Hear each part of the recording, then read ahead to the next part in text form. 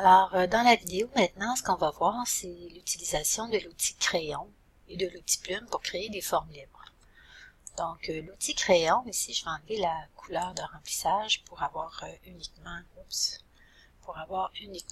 la couleur de la ligne. C'est un outil qui s'utilise vraiment en main libre. Donc, quand on veut créer des formes qui sont plus souples, par exemple, si je voulais dessiner des fronces, je pourrais utiliser ce crayon-là en traçant carrément mes lignes. Ensuite, je les sélectionnerai et j'ajouterai un profil de ligne ici pour créer vraiment l'illusion de lignes qui sont plus comme des plis. Je pourrais aussi utiliser ça pour faire dessiner par exemple des motifs sur un vêtement. L'outil pinceau agit un peu de la même façon, sauf qu'il va travailler, lui, avec des formes qui sont un petit peu plus complexes.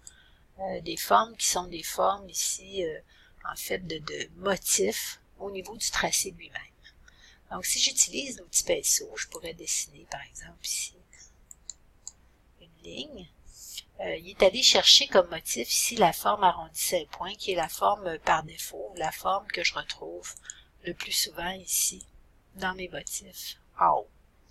Mais je pourrais lui demander, par exemple, de modifier et d'utiliser ici un trait qui s'apparente à un trait de pastel ou un trait de pinceau à l'encre sec. Il y a toute une série ici de bibliothèques qu'on peut utiliser, des formes qui peuvent être artistiques ou des formes qui peuvent être des bordures ou alors des pointes de pinceau. Donc, il y en a toute une série ici qu'on peut aller chercher qui sont déjà disponibles. Donc, je pourrais par exemple décider que je veux dessiner une feuille, pas une feuille, une fleur, puis aller changer ici le type de motif, aller changer la grosseur par exemple de ma ligne, puis utiliser ça comme étant un logo, comme étant une forme imprimée que je pourrais venir insérer à l'intérieur de mon vêtement. Pour ce qui est de la couleur, c'est évidemment la couleur de la ligne qui va agir comme couleur pour modifier l'apparence de mon objet.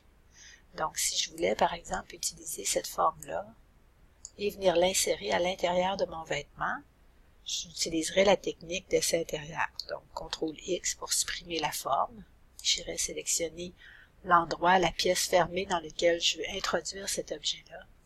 Dessin intérieur et CTRL-V pour venir le placer. Et là, je pourrais ici le disposer à l'endroit où je veux l'avoir.